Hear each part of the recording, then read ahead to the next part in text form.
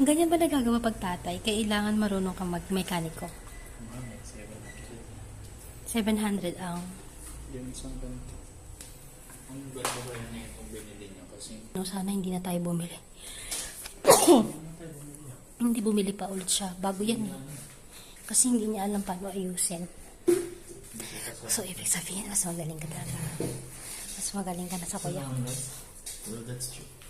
So, that's the evidence. Galing talaga ng mahal ko. Good job. Love you, love, love. Good job. Ang tagal na nito eh.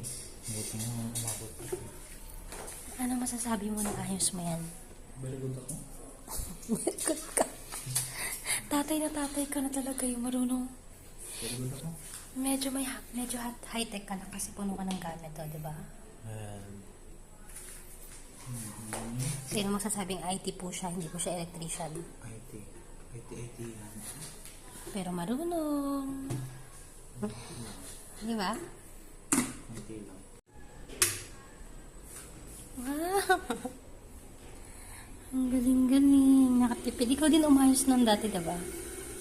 Kasi Pinalitan mo lang ng fuse. Tapos ito ngayon, pinalitan mo din. switch. Good job, love. Lalala. Thank you, YouTube.